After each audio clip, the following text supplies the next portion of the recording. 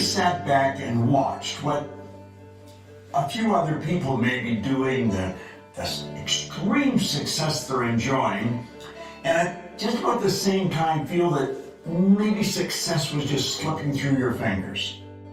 Why does that happen? How does a guy like me, no formal education, no business experience, earn millions of dollars, build a business that operates all over the world? I don't have any special talent and ability.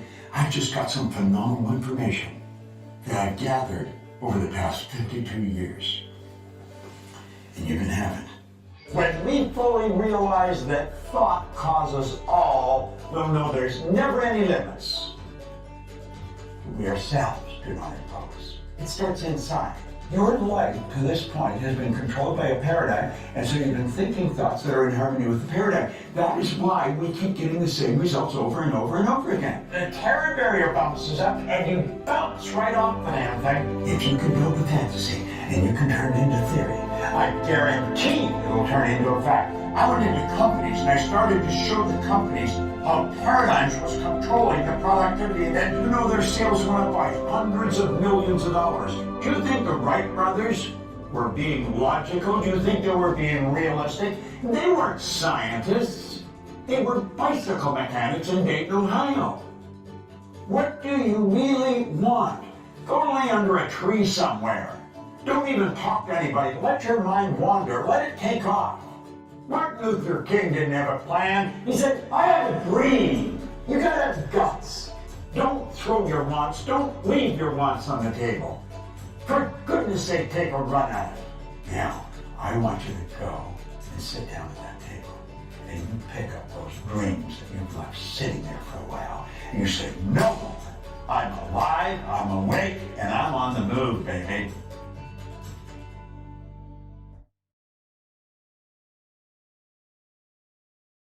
Hello there and welcome. I'm Bob Proctor from the Proctor Gallagher Institute, and I've got some information that I think you're going to enjoy. I'm going to share a bit of a personal story with you and then reveal something that I've discovered that could change your life just like that. Have you ever sat back and watched what a few other people may be doing, the extreme success they're enjoying, and at just about the same time feel that maybe success was just slipping through your fingers?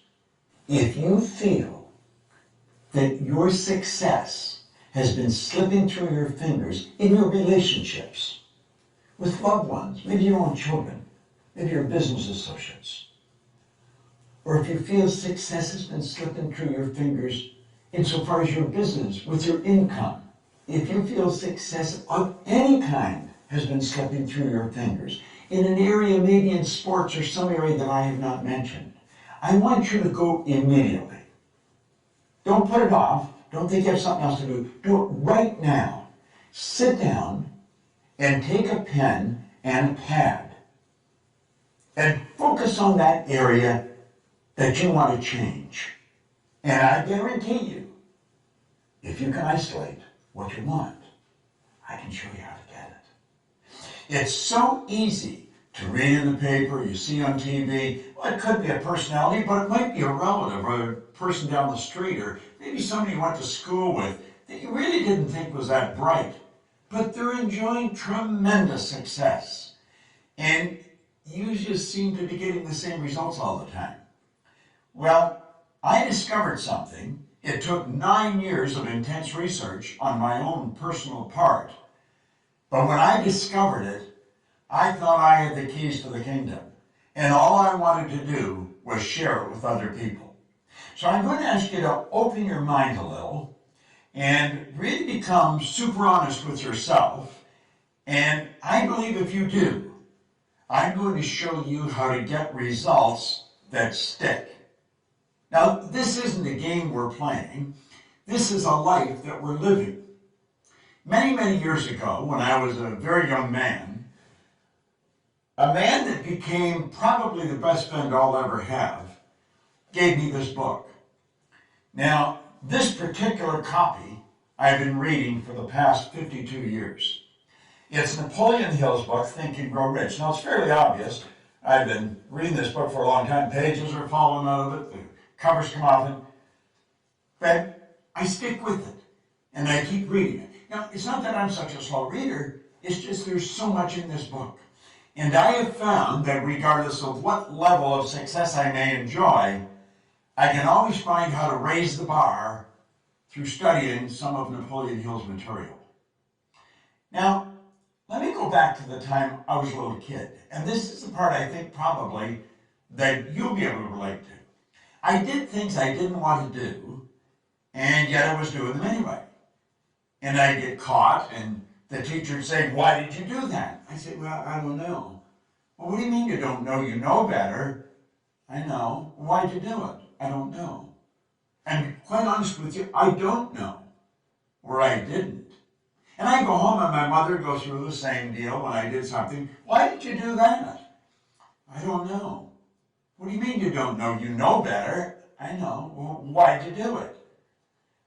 "I don't know." I remember I was in the Navy and commanding officer said, "Proctor." "Yes, sir." "Why did you do that?" "I don't know, sir." "You know better than that." "I know." "Why'd you do it?" "I don't know." You see, all over the world, there's people doing things they don't want to do. It's giving them results they don't want to get, and they do it anyway. Why does that happen? Why is it that an individual will graduate from a prestigious university with a very beautiful degree and yet not capitalize on it? You see people every day who are absolutely brilliant. You know some, you're related to some. They've got degrees coming right off the end of their business card, and they're not making it. They may be broke. If they're in business, the business is stuck. Why does that happen? Well, I found out because of what happened to me reading this book. You see, when I started to read this, everything in my life started to change. Now, I was given a directive by the man who gave me the book, Raymond Douglas Stanford, and he said, "Bob, if you do exactly what I tell you, until you find out I'm lying or I don't know what I'm talking about," he said, "you'll get results that shock you." Now, I've got to tell you, up to that point, I had been going down many roads, and they were all wrong roads. I was 26 years old. I had never held a half-decent job. I was earning $4,000 a year, and I owed $6,000. I just wasn't making it. I was stuck. And it had always been that way. And I didn't know how to change it. I wanted to, and I didn't know how. And he said, "Do exactly what I tell you." Well, you know, from the time I picked this up to 1 year later, my income changed and my life changed like night and day. Now, you know, it's almost like daytime becoming night. You don't really notice it happening. You just notice, my goodness, it's dark out already. Well, that's when my life changed. And I went from earning $4,000 a year, which was the most I'd ever earned up to that point, and I took it up to $175,000 a year. Now, you may be wondering, what was I doing? Because I'm going way back to 1961. I found out that it really doesn't matter what you're doing. Well, it does, but for the most part it doesn't. What matters is how you're doing it. You see, when I read that book, I set a goal. I wanted to have $25,000. I gave myself a decade to do it. I really didn't believe it would happen. And I started cleaning floors on the side after my normal job, just to make a couple extra dollars. I ended up cleaning floors in Toronto, Montreal, Boston, Cleveland, Atlanta, London, England. My income shot up to over $5 million. And I didn't know what I was doing. I had to figure it out. And I sat down and I started to think, what happened? I had been raised to believe much the same as you've been raised to believe. If you're going to earn a lot of money, you've got to be really smart. But you know something? I knew I wasn't very smart. And I'm not putting myself down. I just knew I wasn't very smart. But I was earning a lot of money. Now, I'd also been raised to believe if you're going to have a good job or get a good position, you've got to have a good formal education, go to school and get a degree. I didn't go to school. I got kicked out of school after 2 months in high school. Now, I was happy about it, but so were they. See, I was really a misguided kid. I didn't have any formal education. I didn't have a good position. I owned the company. Now, you've got to admit, that would cause any thinking person to be a little confused. And I couldn't figure out what happened, but I wanted to know. I wasn't satisfied just with the fact that I was winning. I wanted to know why I was winning. And so I began to study. And I have never stopped. Now, one thing led to another, and I ended up walking away from my own company and taking a job. I took cut from income from a few $100,000 a year to $18,000 a year. In 1968, I went to work for the Nightingale Conant Corporation. Now, Earl Nightingale and Lloyd Conant became my personal mentors. And of course, because of my association with them, I became exposed to some absolute giants in the area of personal growth. Now, this is a way back when personal growth as an industry was really just beginning to start. I was selling records when I got into this business, long playing records. But I never stopped studying, and one thing led to the other, and I finally got the dots to connect. And when I got it connect, it was so obvious I was missing it. I want you to let your head represent your mind. Now, first of all, nobody's ever seen the mind. Mind is activity. Mind is not a thing. Your brain is not your mind. Your brain is an electronic switching station that alters the vibration you're in. And the vibration you're in dictates what you attract. But that's another subject. I want you to let the top half of your head represent the conscious mind. The bottom half represent the subconscious mind. Now, it's the conscious mind that school focuses on. That's where we gather all the information. If I could show you a graphic, you would see the conscious mind loaded with books, and the subconscious mind has a paradigm locked up in it.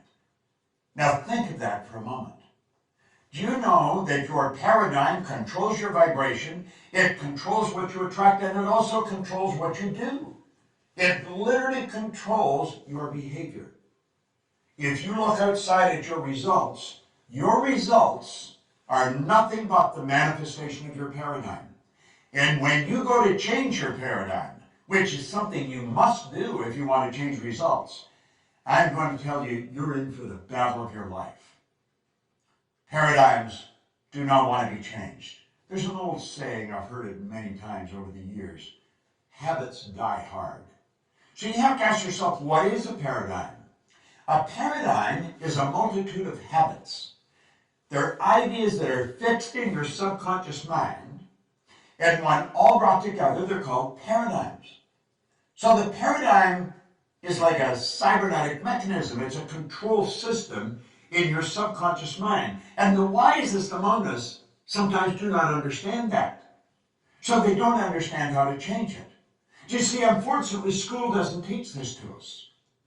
If you're having trouble in school, they tell you study some more. And so you pile some more information. But that doesn't change the behavior. If the teachers, if the parents only understood the report card is a reflection of the paradigm, not a reflection of the information that that student has gathered. If the sales manager only understood that the sales sheet is a reflection of the salesperson's paradigm, not what they know about selling. You see, people will study selling. They'll study practice and presentations. They study overcoming objections, and they study closing. And they get it right down to a science. But when they get in front of a prospect, the paradigm takes over. Well, you see, when I learned this, I thought I had made a breakthrough, and I had. But it was much bigger than I thought. I went into companies, and I started to show the companies how paradigms was controlling the productivity in that company, regardless of the size. And one of the first large contracts I had was with the Prudential of America. And almost simultaneously with the Metropolitan Life Insurance Company. They are the two largest insurance companies in the world. And I was showing the agents how to change paradigms. And you know, their sales went up by hundreds of millions of dollars. And I'm not exaggerating. This is all documented. I'm not making up some funny story. This is on the books of the Prudential of America. One retired VP said he thought that Proctor raised the sales by $1 billion. Now, I worked all throughout the company. I've worked with companies all over the world, showing the employees how to alter the paradigm. See, employees are the most important thing to a company. Now, companies don't always seem to recognize that. They spend a lot of money on systems, on buildings, and brick and mortar, and on things. The next time you go into a hotel, think of this. If we took all the staff out of a hotel, from the chambermaid to the general manager, you wouldn't have a hotel any longer. You just have a brick and mortar edifice, a building full of stuff. You see, the hotel is the people. I was recently staying in the Ritz-Carlton Hotel. If you ask an employee where something is, they don't tell you, they show you. They have a motto: we are ladies and gentlemen serving ladies and gentlemen. Well, I want you to stop and really think of your results. And then ask yourself, do I know how to get better results? Oh, you do. I'm talking about from relationships to selling to building your business. If you feel, and without any formal education, without any real business experience, I built a pretty successful company. And I have been building successful companies and helping companies change, build bigger companies for 46 years now. There might be one or two people that are still alive that have been it longer than me. You see, I'm going to be 80 on my next birthday. But you want to know something? I got as much energy as a person in their 30s or 40s. And I'm going to tell you why. I understand who I am. I understand how to express the higher side of my own personality. See, we don't get energy, we release energy. And desire is the triggering mechanism to release the energy. Well, I can show you. I can show you how to alter the paradigm. I'll help you understand how it was built, because it's genetic. It was started right at the moment of conception, when all of mom's DNA and all dad's DNA came together and formed the nucleus of you. And then 280 days later, you made your great debut on this planet, and you were programmed environmentally. I'm going to show you how to change it. I'm going to show you how to take the knowledge you've already got and compound your results. Turning your annual income to a monthly income, it's doable. I can show you how to do it. I'm not exaggerating, not even a bit. It's shocking when you stop and think about what you're capable of doing. Edison one time said, if we all did what we were capable of, we would astonish ourselves.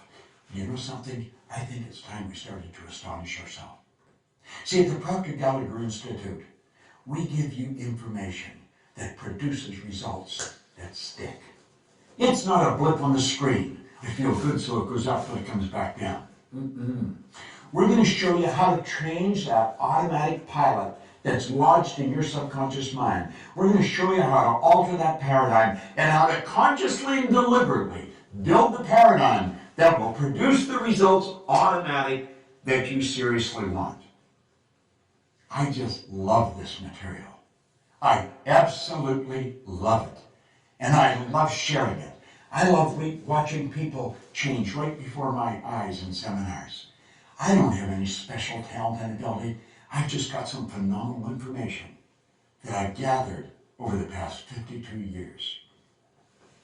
And you can have it. If success has been slipping through your fingers, you can stop it right now. And you can produce the results you want. Results that stick. This is Bob Proctor. Thank you.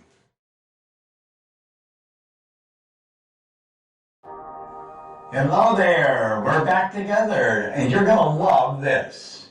Now, I'm betting that you really liked paradigms. I remember when I first discovered that, I thought I was the only one that knew it. It's such a neat idea. Now we understand why we're not doing what we already know how to do. Now let me ask you something really important. Are you, or maybe a loved one, a family member, somebody that you're very close with, leaving your dreams on the table?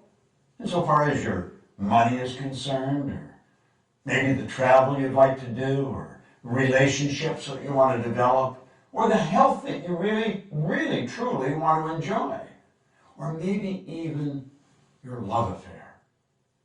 You're missing it. The dream has escaped you. How would you like to know a formula that's as exact as exact as mathematics on how to get what you want? See, most people are really extras in their own movie. They look at somebody else and they think, wow, if only I could do that. Well, let me let you in on the secret. You can do that if that's what you want to do. I'm betting that is probably not what you want to do. That's what they want to do. And you know something? If they're doing what they want, you can do what you want. And I can do what I want. See, we're all working with the same mental faculties. We're all working with the same power, and we're all working with the same laws. So it's a matter of understanding how to set and how to achieve goals. Have you ever been really ready to do something and you were scared stiff and so you backed away and left it back on the table? I know I've been like that. I know a lot of people are like that. Well, if you've done that in the past, or a loved one, you can share this with them. And I would suggest that you do invite some friends in and share this with them, and then sit around as a group and openly and very transparently discuss these hang-ups that we've got, because we've all got them. You're not the only one with them. Now let's stop and think about goals. You know, Thoreau was, he was quite a guy. He said, if a person will advance confidently in the direction of their dream and just endeavor, in other words, you only have to give it your best shot, endeavor to live the life that you've imagined. Do you know what's going to happen? He said you'll meet with success unexpected in common hours. You'll be on your way downtown to do some shopping, and you'll think, I did it. I actually did it. I reached the goal. Do you know the beautiful part about working with goal setting and goal achieving with the right rules by law? That's exactly what happens. You reach the goal and you're motoring at such a speed and having so much fun, you get past it before you realize you've already done it. You're probably off to the next one. Do you know what it is? It's a habitual way to live a creative life that's fulfilling, that really leaves you inside like you've got something. Now, I refer to the system that we use in the Proctor Gallagher Institute. I refer to it as the ABC of goals. Now, you'd say, well, this looks pretty elementary. Well, I'm going to let you know a secret. It is very elementary. It's just that most people never really learn it. Now, I'm going to talk about the A level of goals as doing things you already know how to do. I had a young guy come up to me one time in a seminar, and he asked me if I'd talk to him about his goal. And I said, sure, what's your goal? He said, I want to get a new car. I said, okay, what kind of a car do you want? He said, I want a new Pontiac. I said, I see. I said, what are you driving now? He said, a Pontiac. Now, you know, some little guard stuff would jump up in my mind. And I said, how old is your car? And he said, it's 4 years old. Well, I said, it's probably time you got another car anyway. You know? I said, how long have you had it? And he said, 4 years. So I said, now, let me get this straight. You have known for 4 years how to get a new car. Yeah? Well, I said, then that wouldn't constitute a goal. Now, that doesn't mean you don't get a new car and you don't get a new Pontiac. You can get a Cadillac if you want. You can get a Maserati if that's what you really want. And you should get a car. But you've known for 4 years how to get a car. You see, the beautiful part about goals and understanding it is goals are not to get. Goals are not, you don't set goals for acquisition. You set goals to grow. You set goals to reach inside and stretch and go where you've never been. You set goals to take you to a place you've never gone before. And you grow as a human being, and you know something, you never go back. So A-type goals, forget it. Now let me let you in on a little secret, caution you. Probably all the people you mix with deal with A-type goals. Now why do I say that? Because we're attracted to people that are on the same frequency as us, that are in harmony with us. We talk about the same things, we like about the same things. So when you go for that new goal that's beyond the A-type goal, they're not going to support you. It's not that they don't love you, it's not that they don't want you to win. They don't want you to leave. That's right. They don't want you to leave, and you're going to leave. You're going to raise your consciousness, and you're just automatically going to attract a whole new world into your life. So where do we go if we don't do A-type goals? Well, you go to a B-type goal. Now, many of the people that really think they're shooters, they're really making it happen, they're going after B-type goals, and this really doesn't cut it. It really doesn't cut it. You know how I said in paradigms you get all this knowledge, but you're not using it? Well, that's true in the B-type goals too. See, the person that's after the B-type goal, they pay attention to what's going on in their life. They know how much money they've got in the bank, they know how much is coming in, and they're pretty accurate when they survey their world. I'm talking about their material world and their social world of, him and her and it and them, the people that they could go to for support. And they've got to have a plan. The plan has to be right on the money.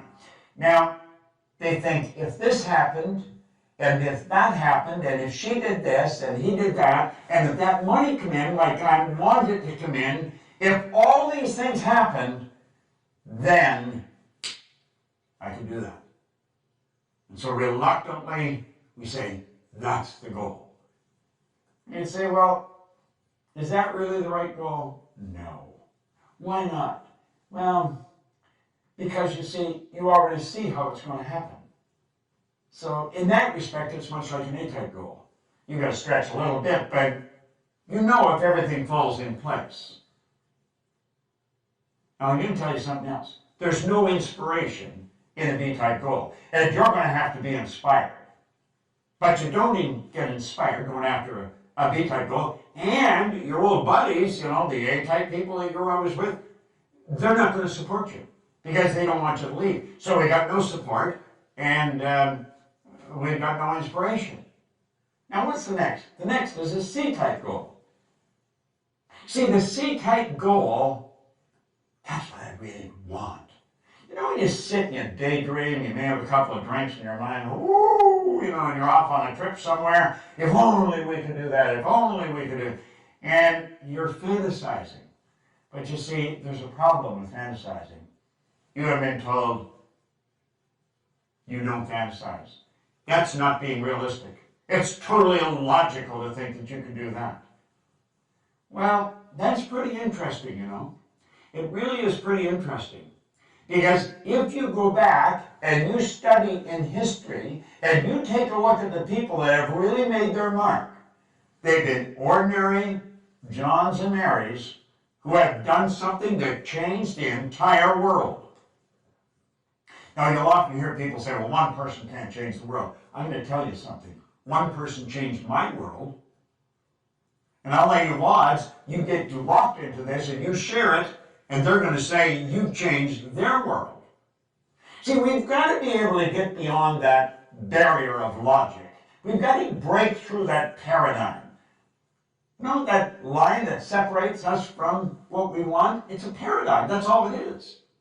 Do you think the Wright brothers were being logical? Do you think they were being realistic? They weren't scientists. They weren't aeronautical engineers. They were bicycle mechanics in Dayton, Ohio.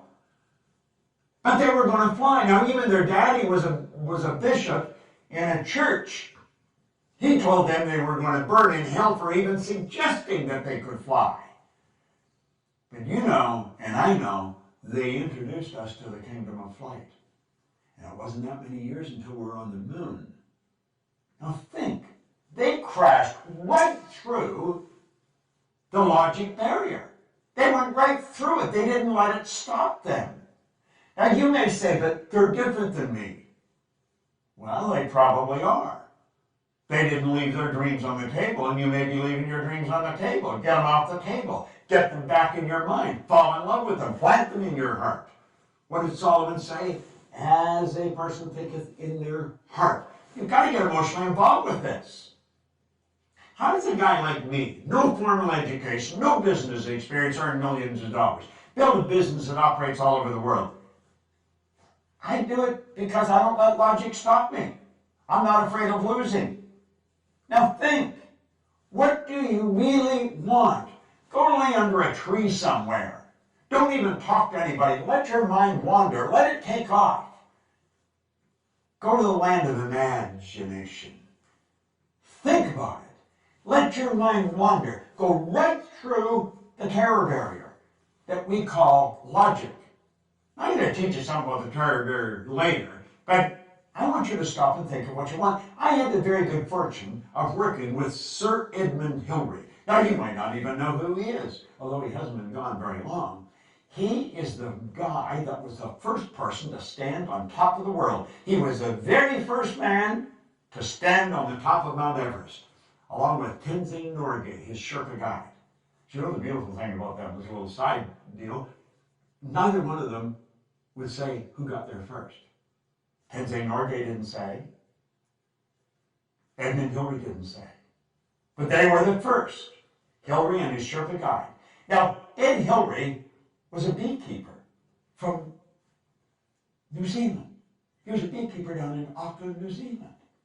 Where did he get the idea that he could do something that has never been done before? People die. There's people encased in ice up there. They're never coming down. They've tried to do this. They've been trying to do this for centuries. Just like the Wright brothers, there's people trying to fly for centuries. But you know the strange thing about it? Ed Hillary went up there in 1951, he failed. He went back in 52, he failed. Now there's people around him saying, you've got to be out of your mind going back there. You're going to kill yourself. But in 1953, he stood on top of the world. I had the pleasure of working with him on a couple of occasions, and the only difference in Ed Hillary and myself that I could see was in his size. He was a big man. You say, but I'm not like Hillary, and I'm not like the Wright brothers. You're exactly like them. You're exactly like them. There's a spiritual power within you that's perfect. Your spiritual DNA is perfect, and it's forever seeking expression with and through you. That's why you want things. Don't throw your wants. Don't leave your wants on the table. For goodness sake, take a run at it. Go sit down at that table. Get a pad and a pen out, and start thinking, what do I really want? I want to be financially independent. That's something all thinking people want. I'm going to tell you something. When you have no money problems, you'll be amazed how much free time you have.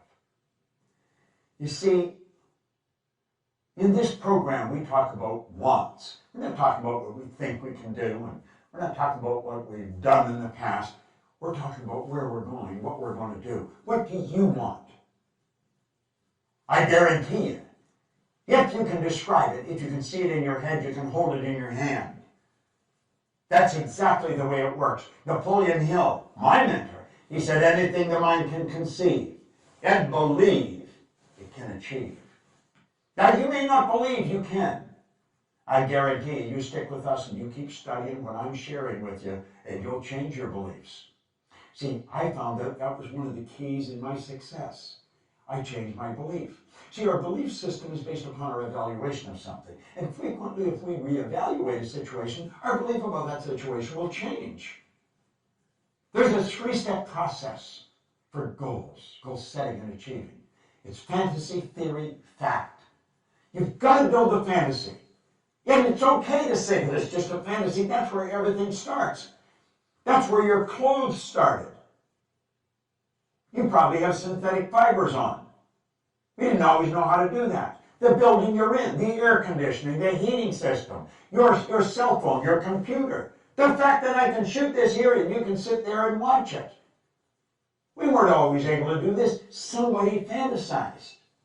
And then they turned their fantasy into theory. See, they went from using their imagination and they began to use their reasoning factor, and they started to add thoughts to it. And they started to bring it together. And they started to give it some serious thought. It's like Hillary said, I bet I can get to the top of that mountain. Everybody's saying they're crazy. But they didn't know what he could see. He could see what they couldn't see. The Wright brothers. One was saying to the other, I see it, brother, I see it, I see it's up there. And when they got up, they were only up for 14 seconds. And somebody said, yeah, but their first flight was only 14 seconds. And they said, we not only got up there, but we stayed up there for 14 seconds. See the difference in perception, in attitude? Don't listen to anybody else. The only person you want to listen to is somebody that's accomplished more than yourself and know that they're no better than you. Listen to them. do what they tell you. I know how to win. If you can build the fantasy and you can turn it into theory, I guarantee it will turn into a fact. You hold the idea in your mind and it must manifest in form. That is an absolute law. The wealthiest man in the world in 1908 really started this movement that we are talking about today. Andrew Carnegie told Napoleon Hill, he said, any idea that is held in the mind, that's emphasized, that you fall in love with, that's either feared or revered, will begin at once to clothe itself in the most convenient and appropriate form available. Now, I want to share something that a lady come up on an airplane and give to me. She said, your materials really helped me. I want to give you something that's helped me and that will probably help you. It's a wonderful quote, and no one get credit for it. Said, blessed are the humans who look for unseen things that are intuitive, but not yet accepted into the reality of life. The intuitive is a feeling part of you, the part that can see something nobody else can see. You see it in your mind. It's never been accepted into the reality of life by you or any of your friends or relatives or loved ones. But you can see it. You wouldn't be able to see it if you couldn't get it. Blessed are the humans who look for unseen things that are intuitive, but not yet accepted into the reality of life. Now listen to what he says. They will be rewarded with knowledge and wisdom and will become the forerunners of the newest sciences on the planet. Do you know something? There has been over 1,000 people go up Mount Everest since Ed Hillary did. I get on a plane now to fly to the other side of the world, and I go to bed. That's right. I go to bed. They've even got a bed, and they give me a duvet to cover myself. And they ask me if I'd like breakfast when I wake up. God bless the Wright brothers. God bless Ed Hillary. They're no different than you or me. Don't let the fact that you don't know how to do it set the goal. In fact, if you know how to do it, it's probably no good. It's got to scare and excite you at the same time.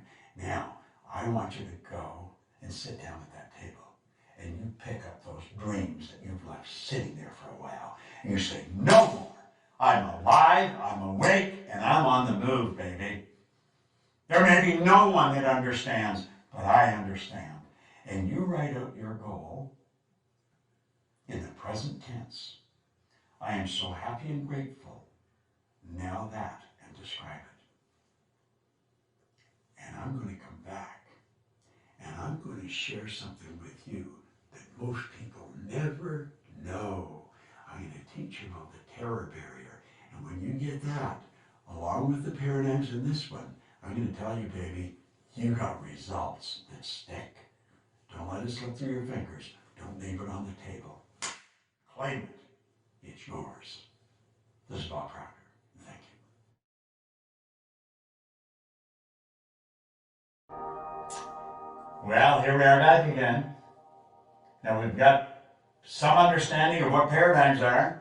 We know that if you know how to get to where you're going, you're probably going in the wrong direction. You're not going after what you want. See, the beautiful thing about goals is that it's a forever, never-ending experience. You're going on a journey. You're always going where you've never been.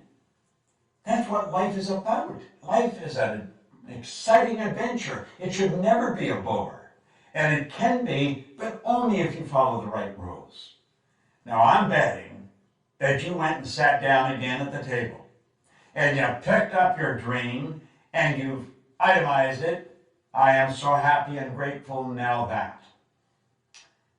Now that you've done that, there's a little internal war going to start going on. Because you see, the paradigm is there in your subconscious mind. It controls your vibration, therefore controls your actions. Now, there was a doctor, I'm going to digress for a moment, and I'm going to share something with you that I consider the most phenomenal idea that I have ever learned. I have been studying this material for a good 9 years, trying to figure out, why was I winning? I was winning, but I didn't know why. And you know something? Most people that are winning don't know why. Then I was what you call an unconscious competent. I was competent, but I didn't know why I was. I was winning, but I didn't know why. Therefore, I had something that was non-transferable.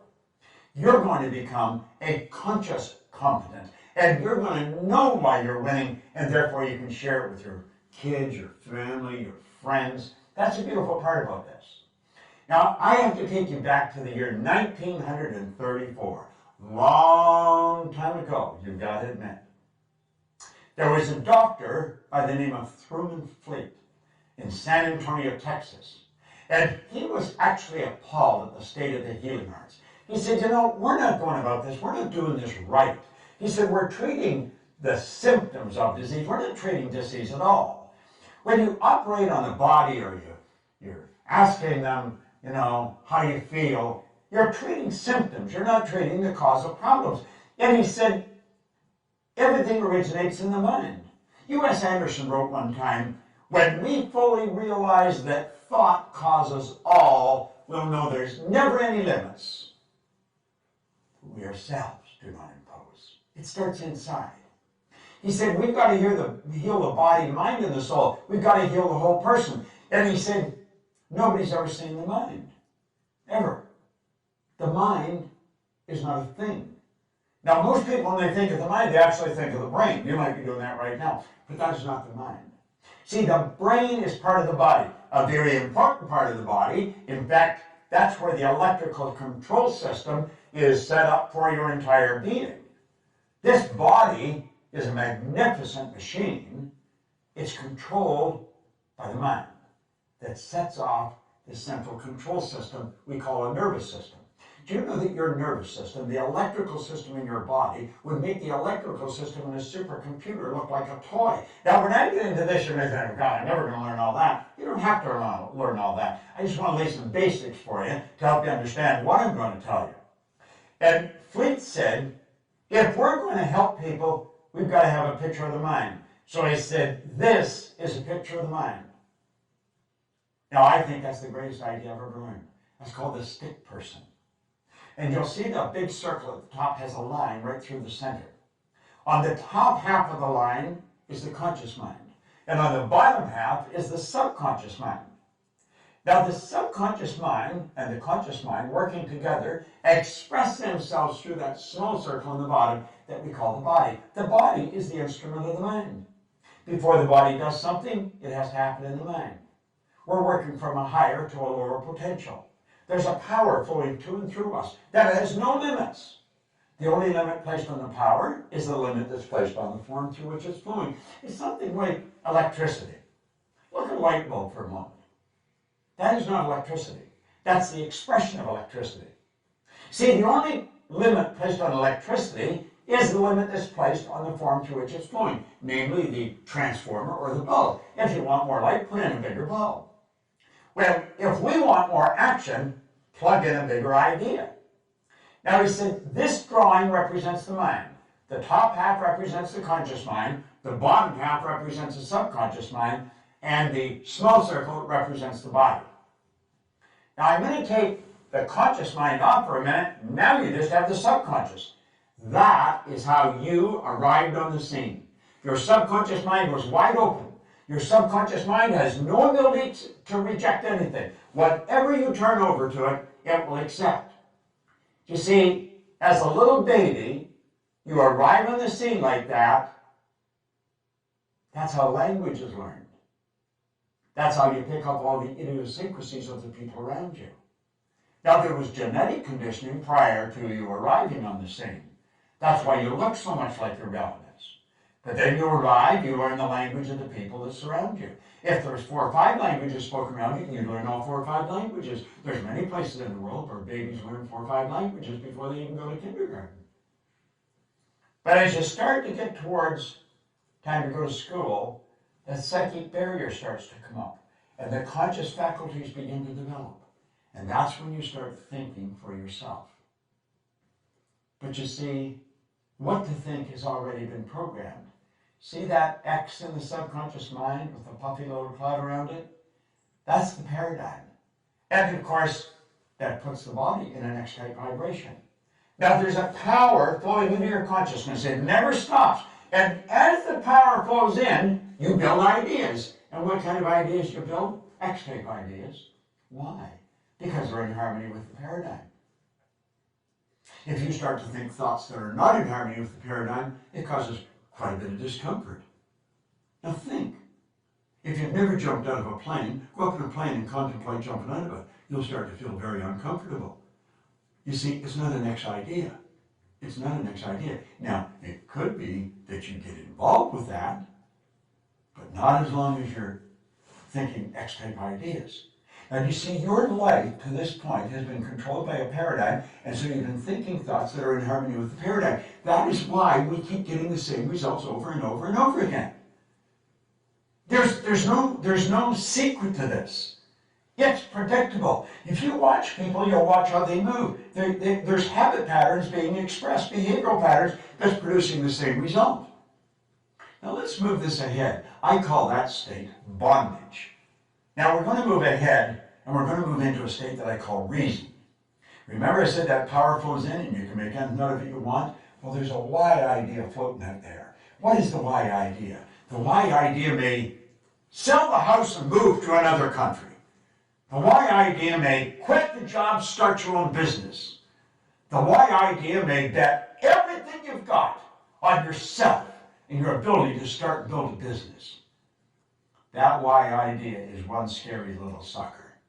But you know something? As long as you keep it in your conscious mind and just think about it, everything's cool. And you see, while your dream was on the table, everything was fine. It's something you looked at every now and then. You were capable of seeing it and thinking it, but you never really got emotionally involved with it. That's why it stayed on the table.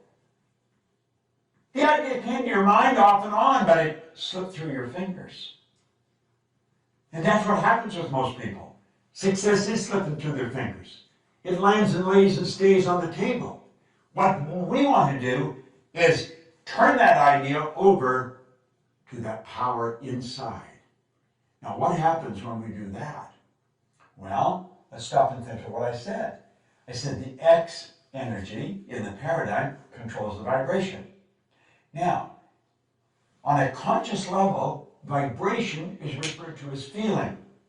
You'll probably want to watch this maybe 4 or 5 times because it probably is foreign information. And as you watch it 4 or 5 times, you'll say, damn, that makes so much sense. And it really does because it's the truth about what we're doing.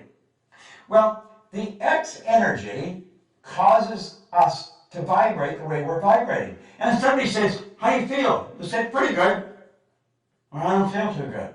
What you're really saying is, I'm in a great vibration or I'm not in a very good vibration. What happens when you're not in a very good vibration? You're emotionally involved in a negative idea. See, your subconscious is your emotional mind. Now, if you go to turn that why idea over to the subconscious mind, which is what you have to do if you're going to act on it, all hell breaks loose. Now look at this. When you do that, when you take the why idea and you turn it over, you're going to find that worry, fear, anxiety strike. Bang! A terror barrier pops up and you bounce off that terror barrier and you go right back into bondage. And you're like, oh, I don't really want to do that. I mean, I don't need all that money.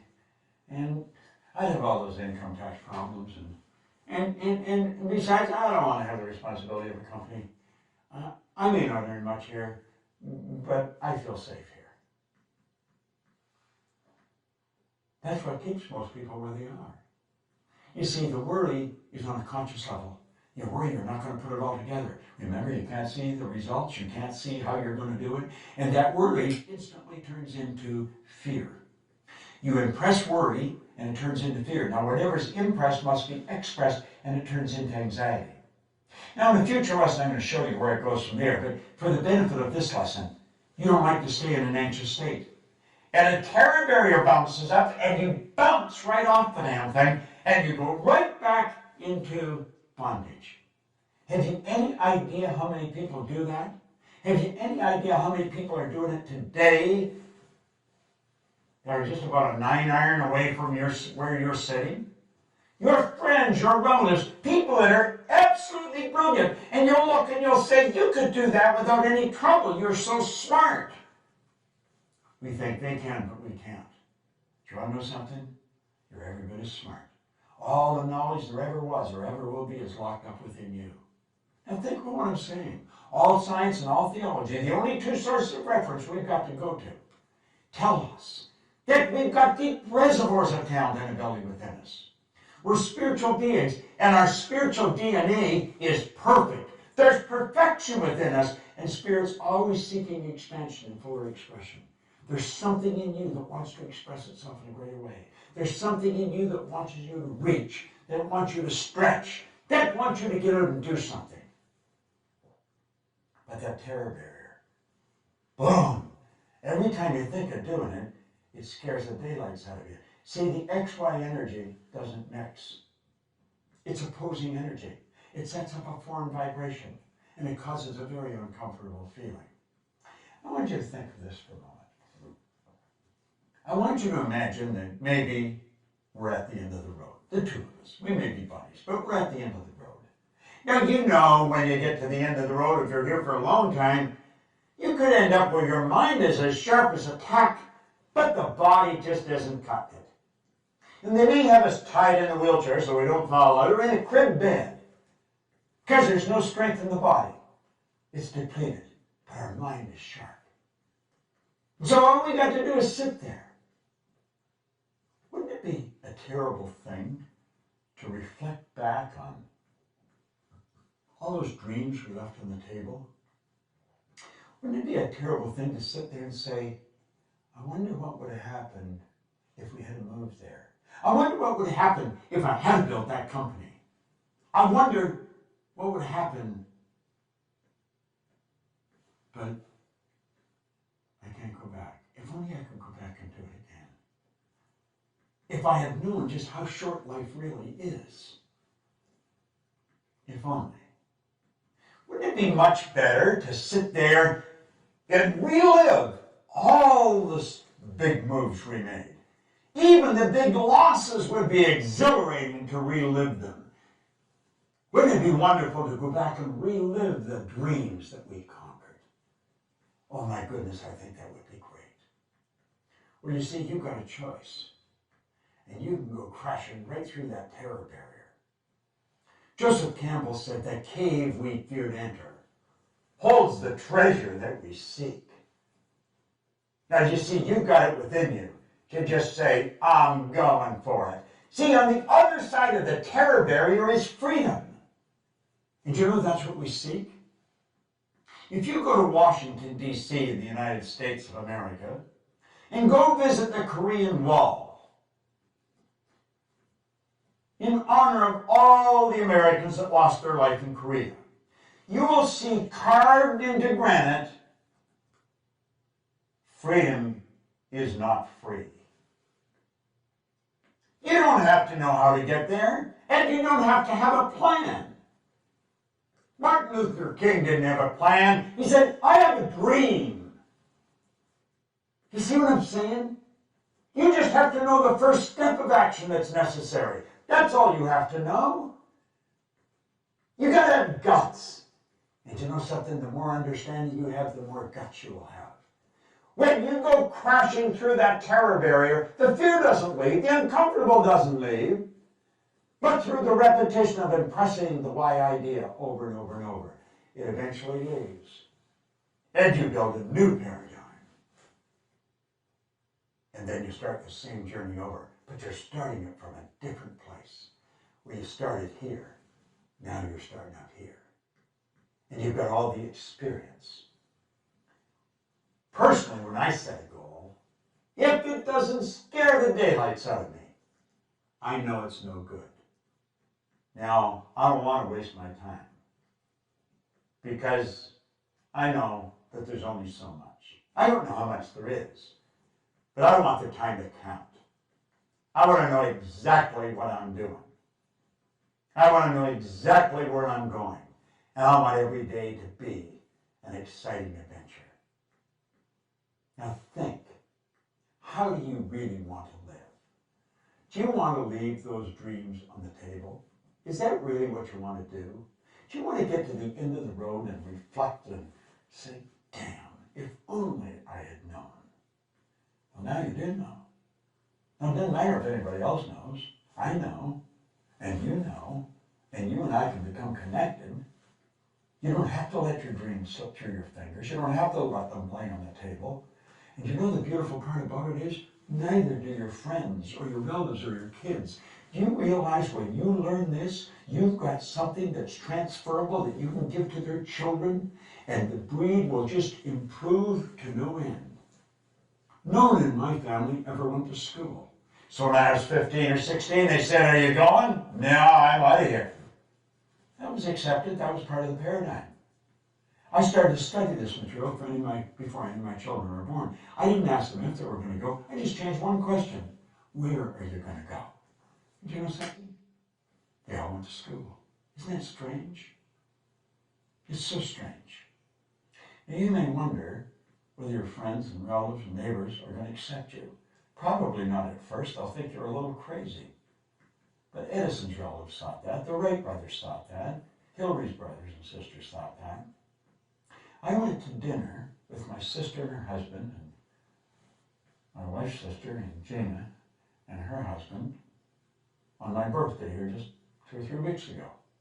And my sister and we're very loving, but we're not really close. She's very busy running a business than I am. My brother and I, he's in Southern California, I'm in Toronto. So although we stay in touch and we love each other, we don't spend a lot of time together. We're very busy reaching our own goals. And Helen said, Al and I sat in Florida and we talked about you. And we talked about the change that's taken place in our family since you picked up Think and Grow Rich. And we realized none of us, our kids, no one, would be living the life we're living if you hadn't gone for that goal, Bob. And she and Al had a plaque made and engraved. They gave it to me for my 79th birthday. Said they were going to do it on my 80th, but they thought, no, we better do it now. That's the way you think I'm checking out. And I phoned my brother in Southern California. I was in Toronto, and I was thanking him for it. He said, yesterday was the 4th of July, Bob, and all the kids and all the grandkids and everybody was here. And I read them what was on the plaque that Helen was going to be giving you. And I told them none of them would be enjoying the life they were enjoying if you hadn't stepped out and bet on yourself. I felt so good. My sister said, my kids wouldn't be doing what they're doing. Her young daughter, Carolyn, came to seminars and she was just a little kid. And she made up her mind she wanted to be a lawyer and she wanted to be a judge. She is a Supreme Court judge in Canada today. Her son runs a multi-million-dollar business that my sister and her husband started. You have no idea who you're impacting. You have no idea how many people are watching you. They thought I was crazy. But when they saw I wasn't, they started to follow me. You go, they'll come. You've got more power in you than you'll ever use. God's gift to you is more talent and ability than you'll ever use in your lifetime. Your gift to God is to develop as much of that talent and ability as you can in this lifetime. Never let the terror barrier stop you. You go up against it and you crash right through it. That's why I'm here. I'm here to grow. Goals are not to get. Goals are to grow. The getting is just a side benefit. And remember, everything you own at the time of your death is going to belong to somebody else. You never own it, so don't ever let it own you. But don't sit back. Step up, bet on yourself, build that dream, and go for it. Now you watch this. You watch this video. You watch all these videos you've received. You get very involved in this program that we're laying out. And you will come up with results that stick, and so will your brothers and sisters and family and friends, because they're watching you. I'll support you. The Proctor Gallagher Institute isn't for one person. To help people do what we've done.